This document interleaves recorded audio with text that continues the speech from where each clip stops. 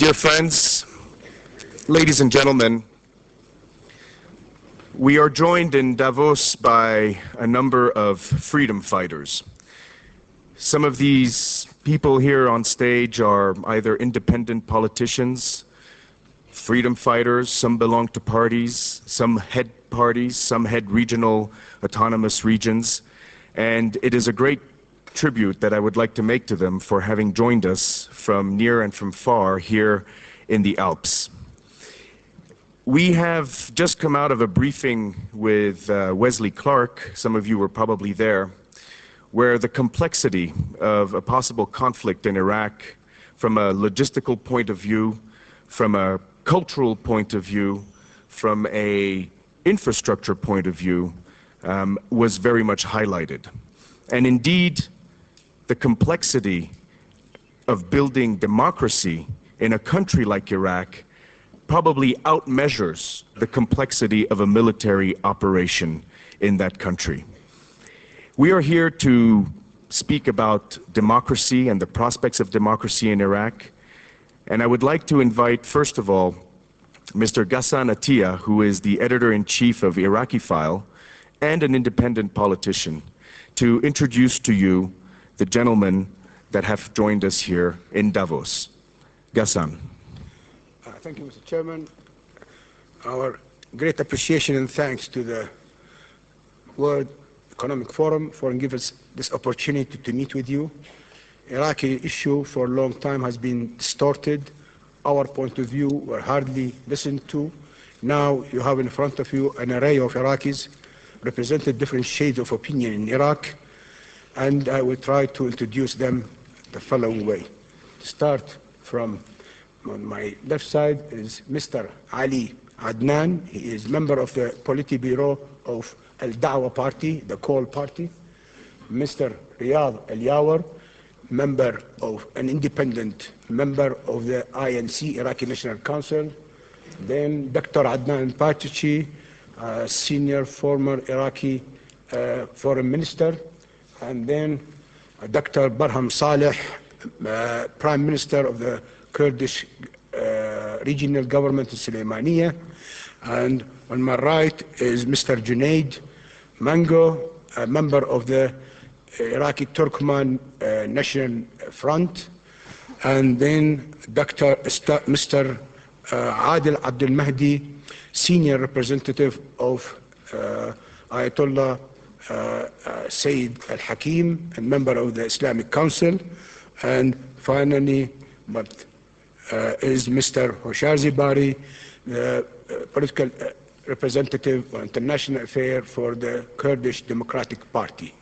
The issue we are trying to deal with this short time is the question of the feasibility of democracy in Iraq. Just in 2 words, I would like to point out, when we talk about democracy in Iraq, we talk in terms of legitimacy. There should be legitimacy, and this will never be achieved unless we have free election. Mere elections is not democracy. Saddam had elections. Then we have also the question of accountability. Accountability, we need a parliament elected, and you have a free press to be able to ask the rulers what they are doing. Third, we need rule of law without a real constitution, which we all will be above us. Fourthly, we're thinking of peaceful transfer of power. These 4 items, we think, we cannot jump into them, achieve them by simply exporting from them from outside like any fast food, but rather we feel there will be a transitional period in Iraq to facilitate the move toward democracy in Iraq. Here we come to the question, what sort of transition administration we will have in Iraq? I would say it depends on the way we will bring the demise of the present regime. If it will come that this regime, hopefully, peacefully will resign and leave the country, then we will enter into negotiation with whoever will be in control so as to facilitate the move into transitional period, leading to achieving what I have just said earlier.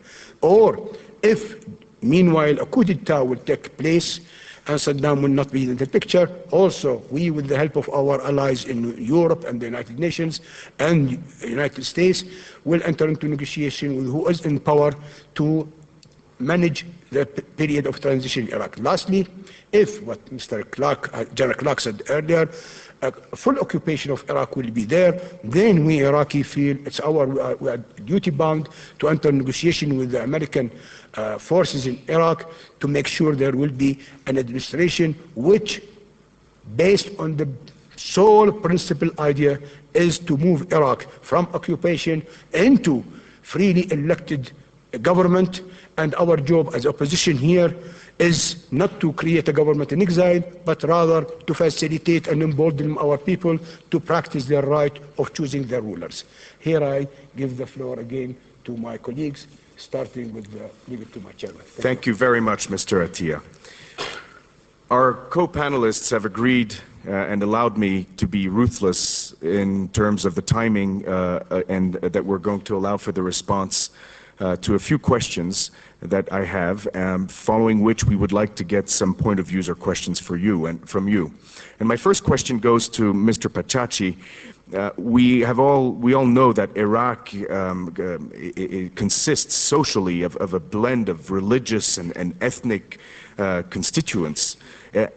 Is there such a thing as an Iraqi national identity, and how could it be defined in modern terms? Nope, go ahead. Thank you, Mr. Chairman. There have been some doubts expressed about Iraq's ability to develop into a viable democracy. Among the reasons given is that present-day Iraq is an artificial creation.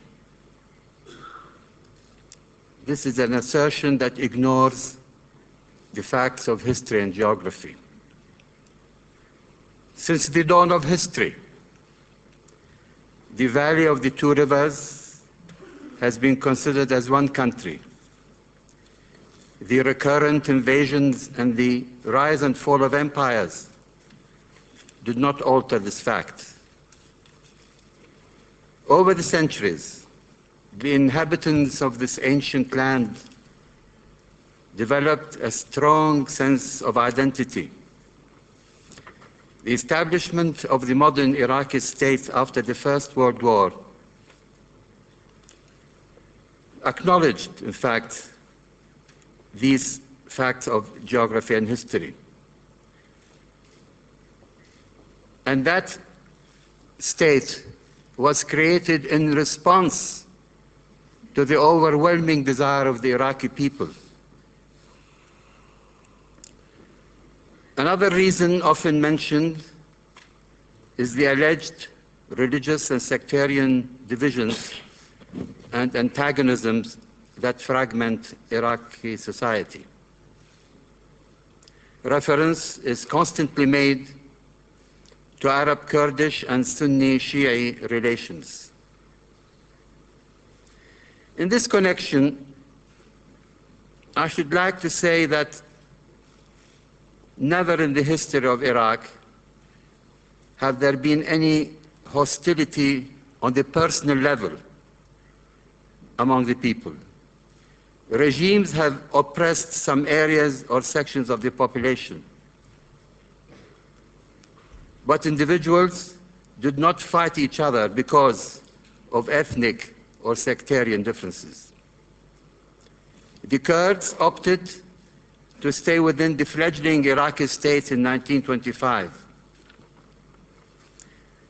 The periodic and sadly frequent armed confrontations with the central government did not affect relations between Arabs and Kurds, because there are no deep-rooted antagonisms or feuds, historic feuds between the Arabs and the Kurds.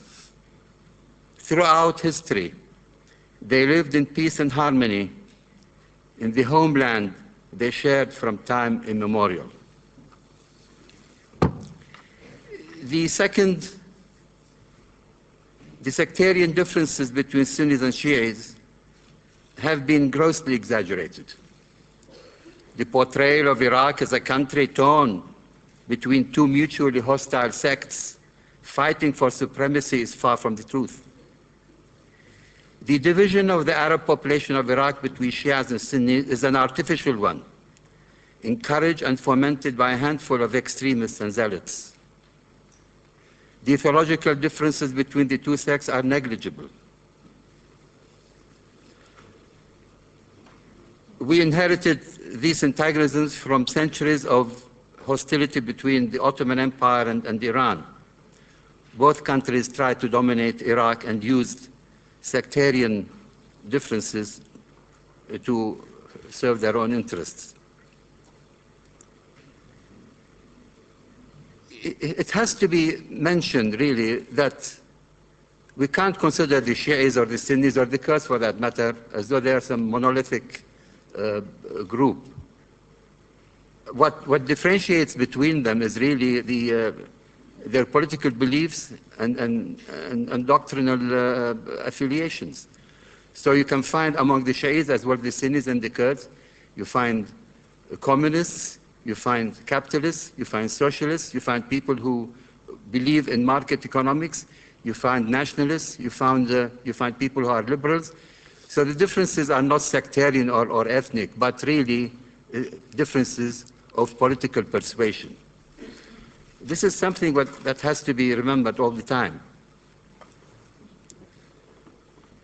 Also, Iraqi society has remained basically secular in outlook, in spite of the recent wave of religious fundamentalism in the Arab and Islamic worlds. The tradition of secular nationalism is very strong in Iraq and will remain so in the foreseeable future. I believe also another element which has not been given enough attention is that the millions of Iraqis who have been living in the West for the last 20 or 30 years will be an important element in strengthening democracy in Iraq when they go back to their homeland, because they have experienced and practiced democracy firsthand in the countries in which they lived.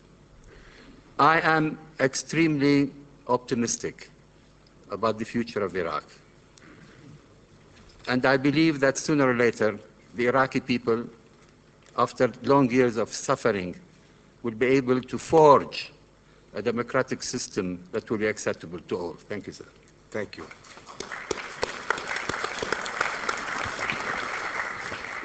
Mr. Salih, you are the Prime Minister of the Kurdistan Regional Government in Sulaymania. There are so many parties, so many political parties. Can you really claim that democracy is a concept that is shared by all of you?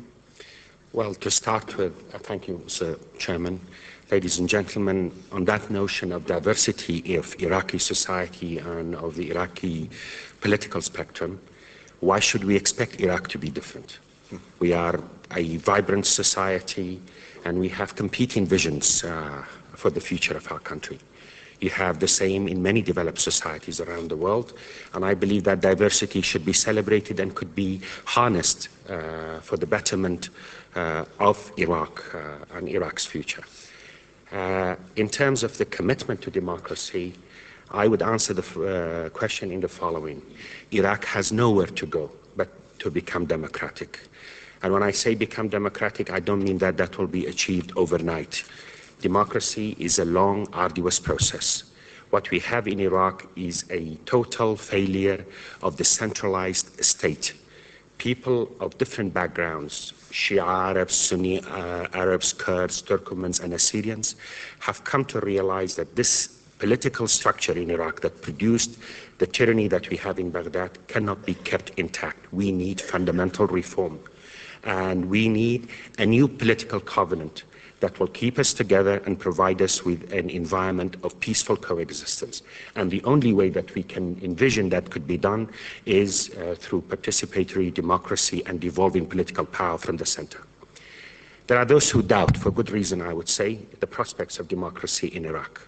I come from inside Iraq. I come from Iraqi Kurdistan, from the free Iraq. Almost 10, 11 years ago, we have inherited a country that was totally devastated. The size of the territory that we administered with our colleagues in the Kurdistan Democratic Party is 45,000 square kilometers, home to nearly 4 million people. Very few people at the time in 1991 thought of that situation to be sustainable.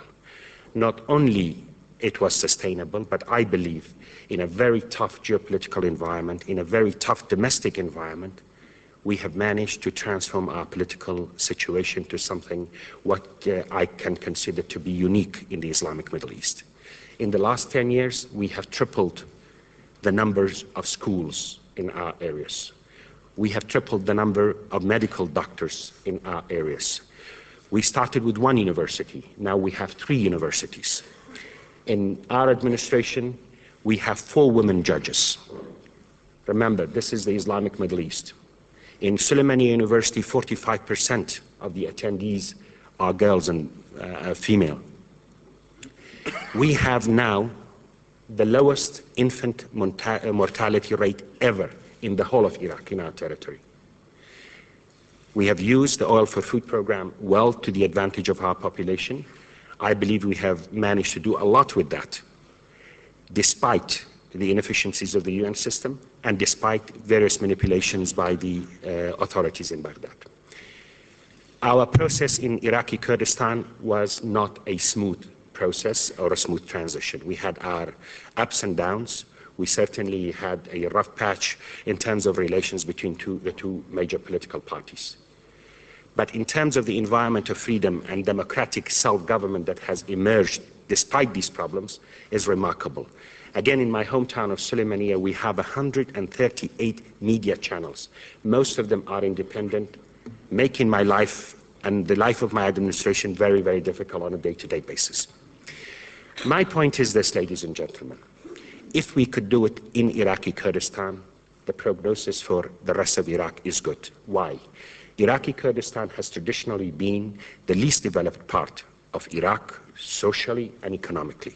Furthermore, we are surrounded by powerful neighbors, to say the least, are sensitive to our aspirations. And we had, over the last 10, 11 years, a very limited international engagement with our plight.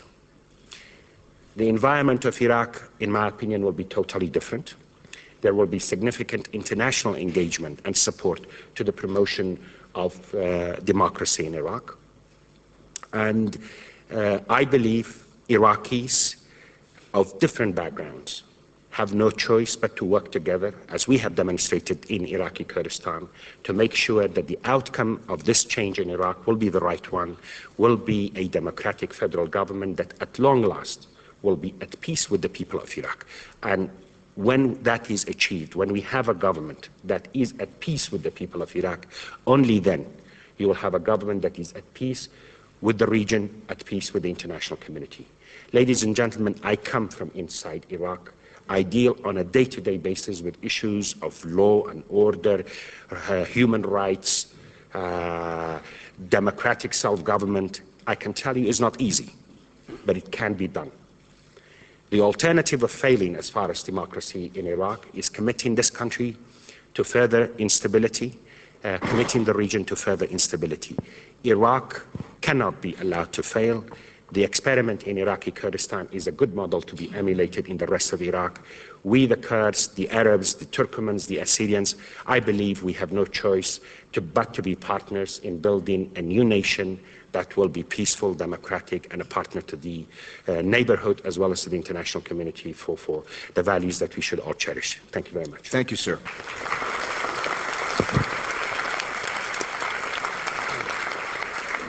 My next question goes to Mr. Mahdi. Mr. Mahdi, is it not necessary to install a strong central government in a freed Iraq in order to guarantee the unity of the country, building on what Mr. Salih has just said, and also to ensure the equal distribution of oil revenues? Thank you, Mr. Chairman. Ladies and gentlemen, well, to answer this question, since the creation of the Iraqi state by Britain in the 1920s, the state was in rupture with its society and with Iraqi communities.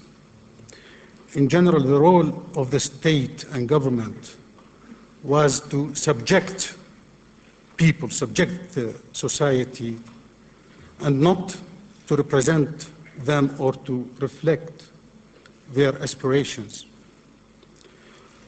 Although many goodwill attempts were tried to correct this situation, but the whole process gave a repressive, sectarian, and chauvinistic state.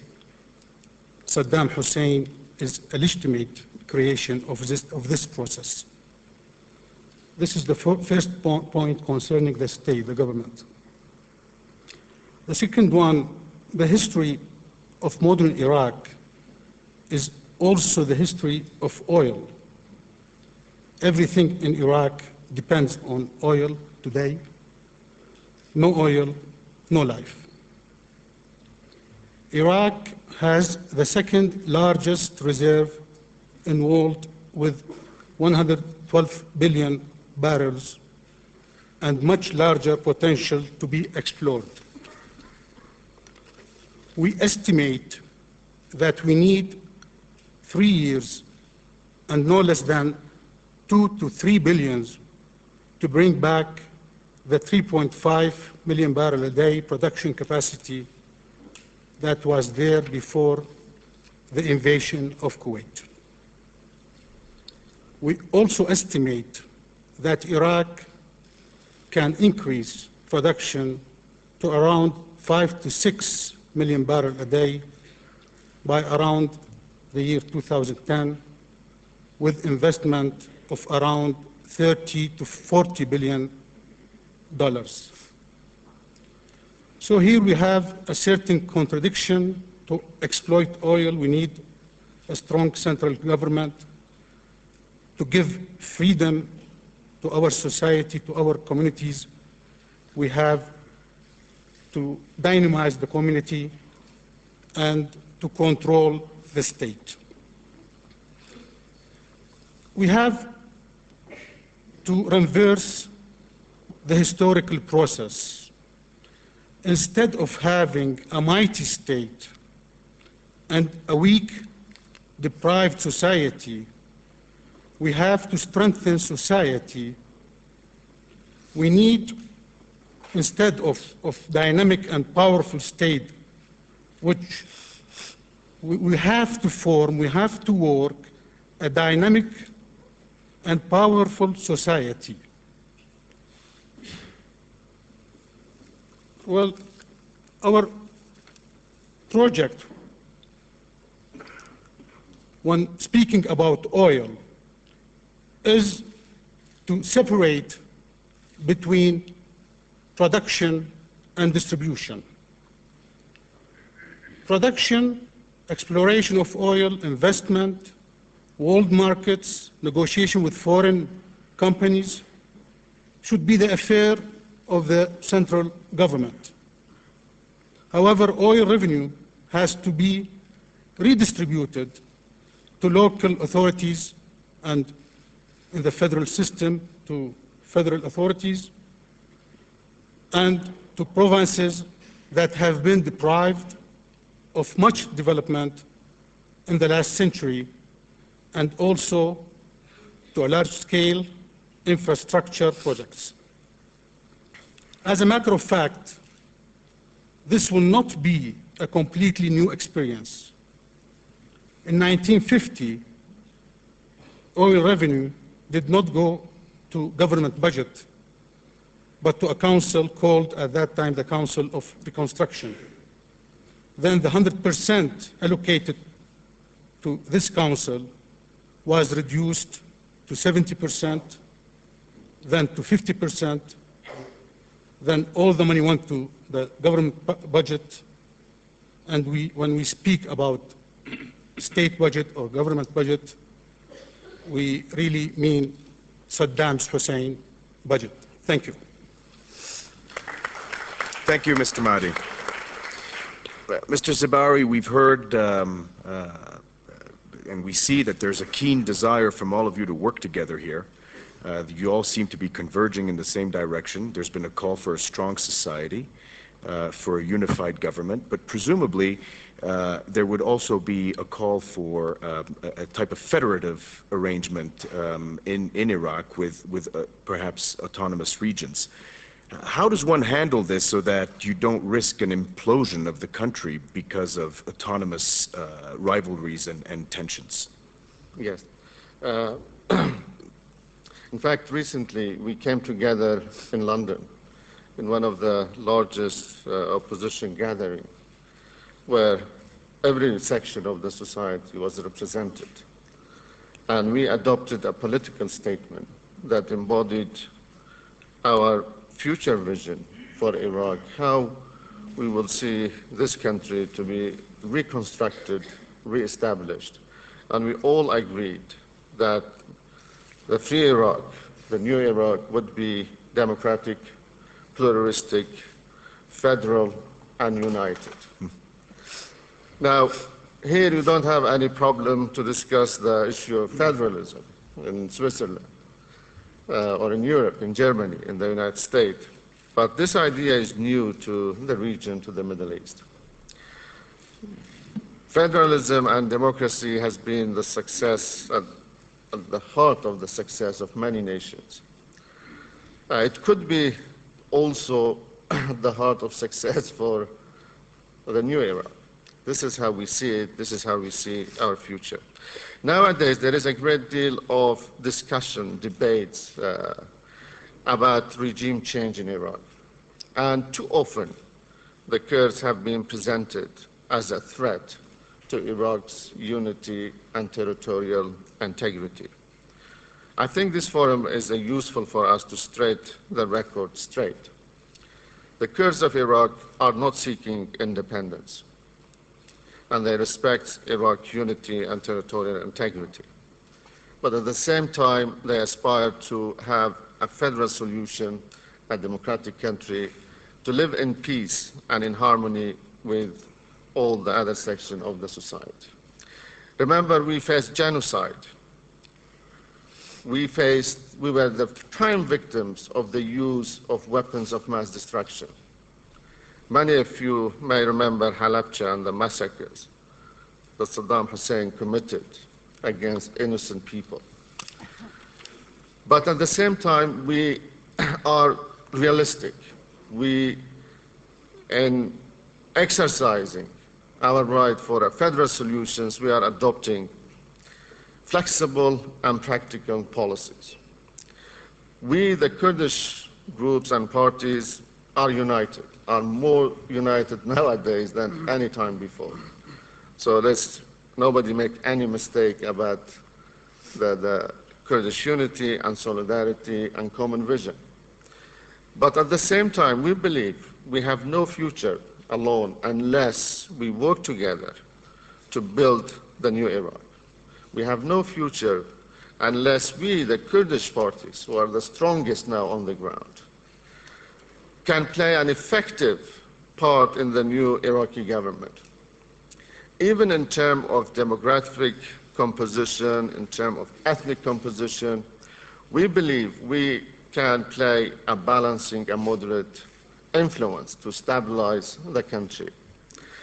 So even with our neighbors, we want to live in peace and in security.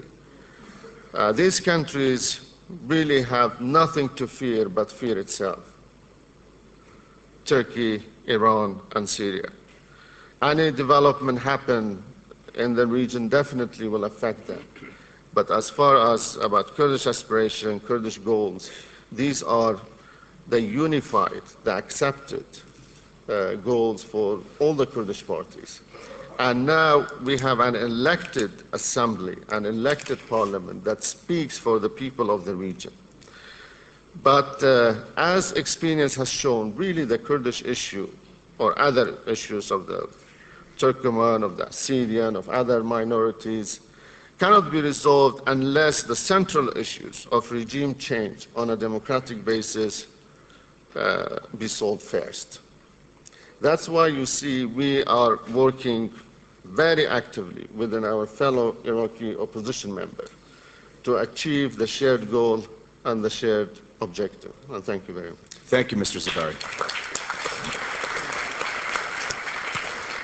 Mr. Yawar, how are you going to articulate democratic principles into structures that are going to guarantee individual rights, but at the same time the rights of the mosaic of ethnic and religious citizens that exist in Iraq? Thank you, Mr. Chairman. To answer this question, I would stress that really we don't face the need to reinvent the wheel from the beginning. I mean, democracy has been experienced over the world for many, many years, and there is a accumulated wealth of experiences which we can draw on. But the question suggests that there are some specific characteristics in every society, including Iraq, which needs to be addressed. And there are more than one form, a way of addressing this problem. It's not a problem, as a matter of fact. It is an option which will be dealt with, hopefully efficiently, by the Constituent Assembly, which will be elected in due course post-Saddam regime. There are various ideas. One of them is probably the legislative will be consistent of one house or maybe two houses. There are different views which will evolve and result in an efficient way of building up the democracy. As we all know, democracy is not something which could be created overnight by a decree. No government would be able to issue a decree announcing establishment of a democratic state, and then the following day there will be a democratic system. Democracy, as we all appreciate, it needs, and as my colleague Mr. Salih pointed out, it needs a lot of things. It needs a practice. It needs getting used to it. It needs some cultural build-up, which will take time. It's not an easy task, of course, but it is not an impossible one either. I'm sure within a reasonable time, maybe it takes a year or two, Iraq will be able to practice an efficient democracy, which would aim at mainly two things. One of them is to institutionalize maybe democracy in the country, and the second is to make sure that each individual will be able to play an efficient, constructive role in any future political system. Thank you. Thank you very much. Mr. Mengu, there have been so many scenarios that have been looked at as to incentives. Why is this conflict taking place, or going to take place, perhaps take place? And one of them has been the notion that the United States would like to bring into the region a steadfast of democracy, which could eventually accelerate the propagation of democracy in the rest of the region. What are your views on the impact on the region if there was a democratic Iraq in operation? Thank you very much. Regarding the region, first of all, I would like to emphasize that democracy by nature is not against others. On the other hand, democracy is based on the concept of the rule of the majority and the rights of the minority. Iraq, like some other countries, is a multi-ritual and multi-function, but this does not mean that each group will have a state of its own. After Saddam, for the success of new Iraq, no Iraqi sect or faction, Shi'i, Sunni, Turkmen, Kurd, etc., should be treated as a second-class citizen. Democracy and respecting human rights is a must to maintain the Iraqi unity of the Iraq. Regarding the region, new Iraq will not adhere to any expansionist policies in the region. Also, what other reasons, new Iraq must be in good relation with its neighbor and with all the Middle East countries. On the other hand, new Iraq needs to protect himself against any interferences in his affairs in the name of any kinds of the meaning. We, as a Iraqi opposition, going to build an independent, democratic, parliamentary, multi-party, based on the concept unity of Iraq, which accepts democratic methods with no discrimination. And we, as Turkmen Front, will be take our role in this process. Thank you very much. Thank you, Mr. Mengu. Mr. Adnan, we've been speaking a lot about the internal diversity of Iraq, but Iraq itself situates itself in the larger context with a variety of countries like Turkey to Iran to the Gulf. What are your expectations on these neighbors? Can they facilitate the advent of democracy in Iraq, or could they be actually an impediment to the installation of democracy? Thank you, Mr. Chairman. I believe that the region, beside the Iraqi people, had suffered enough from the dictatorship, which is still ruling in Iraq.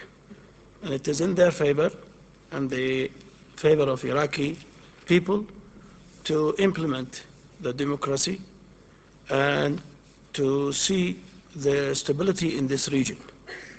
And in the region, in the time of dictatorship, we have seen two kinds of war and invasion to neighbors, destroying a treaty, and other mistreatment and misconduct.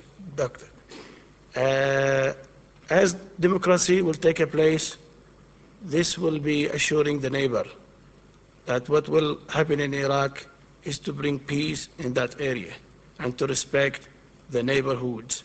And if there is any differences, which I doubt it, but say for argument's sake, if there is any differences, there is international law and there is United Nations where we can settle our differences. So it is in their favor and in their benefit to help the Iraqi to see a democratic country and to be sort of in liaising with this democratic country and to give it a time.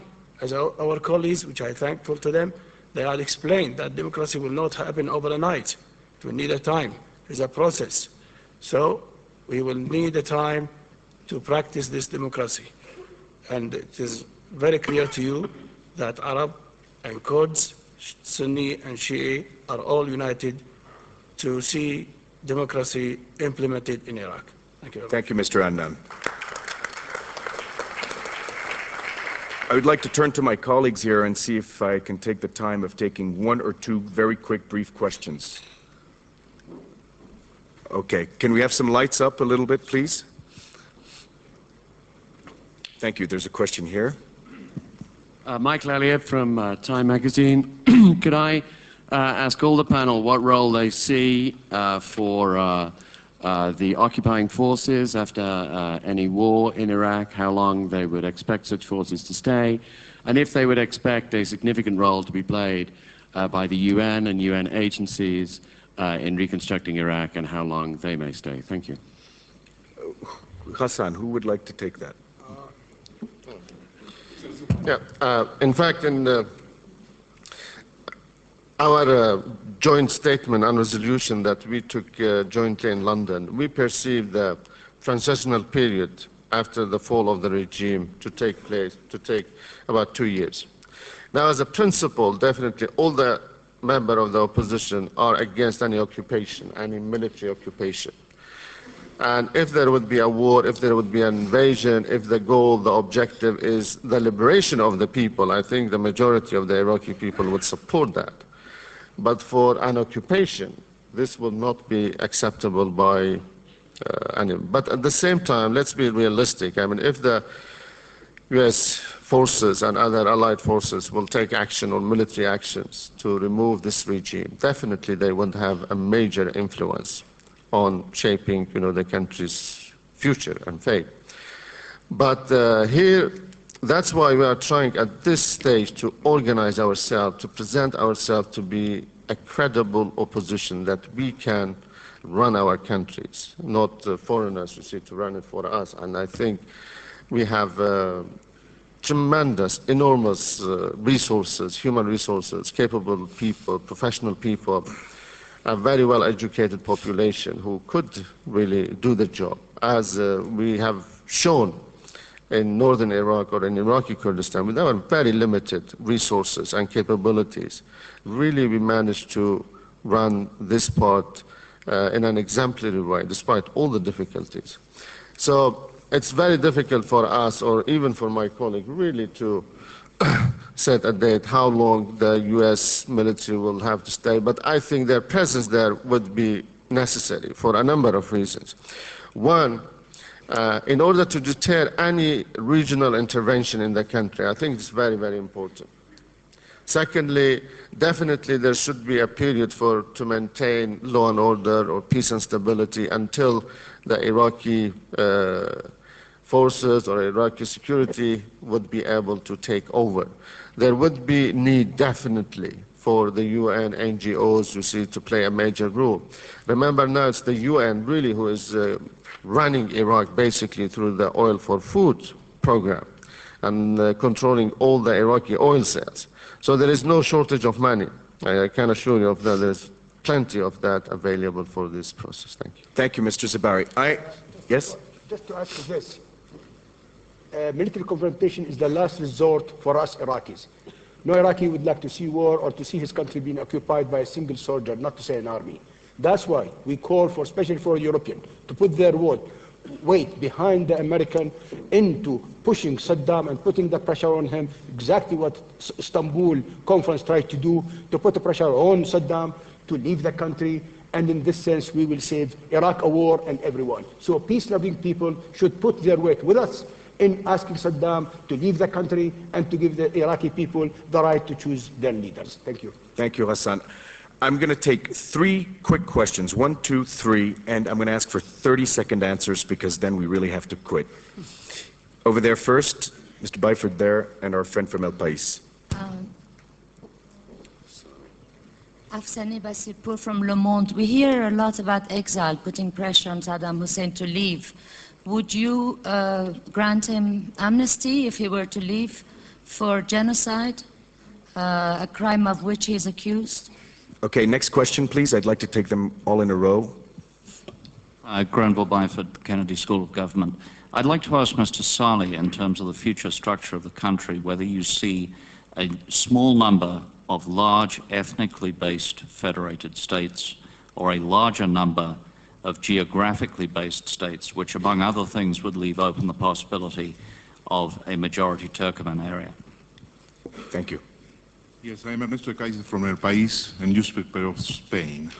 I would like to know, as far as you could, what are exactly the roots of our opposition in Iraq? Your roots, the roots of your opposition in the country. Roots يعني جذور المعارضة في الداخل. Roots. We don't want to go, I don't want to go into a big historical... I mean your roots now, your position, your political sympathizers, supporters. Syrian, Sunni, Shi'i, the one you are seeing in front of you, coming from the rural areas, cities... No, my question is very, very simple question. Your supporters now in the big cities in Iraq, I want to know at some extent what are your weight in the country? Okay, so that's question number 3. We'll start with the first one, Ghassan. No, as far as amnesty question, this is up to United Nations, and if United Nations, this is my personal point of view, will pass a resolution that will demand Saddam resignation and providing him and a few of his family relatives amnesty, and this will save Iraq. Personally, I would welcome that, and that will save a single bloodshed in our country. Thank you. Mr. Saleh, there was a question. Actually, that was a very interesting question by Afsana on this issue of exile and amnesty. We are talking democracy and rule of law. We cannot prejudge the outcome of any of these issues. I hope and I believe these should be decided by a freely elected Iraqi parliament, the representatives of the Iraqi people, and the victims of this tyranny. None of us, even all of us, would like to spare Iraq further bloodshed, further conflict, and we would be looking for the easiest of solution out of this mess. But none of us can have the authority, the moral courage to really speak on behalf of the widows of the Anfal, of the Marsh Arabs, of the so many countless victims of this tyranny. On the issue of regional federalism versus ethnic-based federalism, these are concepts that are being debated as we speak. I'm personally not for an ethnically based devolution of power, because that will be a process which will lead to endless battles. What we need in Iraq, a focus on the things that matter, building schools, improving our healthcare system, and improving the quality of life for our citizens. The autonomous region of Kurdistan, which is already enshrined in the Iraqi constitution, even the Ba'athist constitution, this was originally negotiated with the Kurdish movement in 1970, envisaged a region called Kurdistan, Autonomous Region of Kurdistan, and had a legislature to which Kurds, Turkmens, Assyrians, and others were elected to, or nominally elected to. So I think the concept that we're looking for is a regional-based federal structure, and Iraqi Kurdistan will be a unit within the federal structure of Iraq.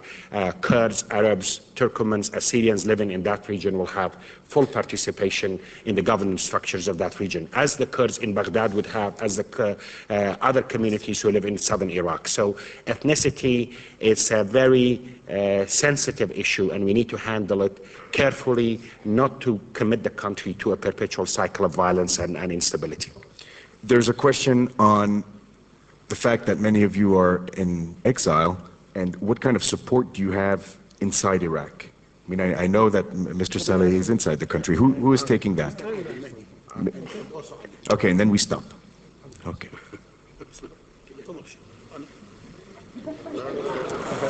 Okay, I will answer it. Okay. First of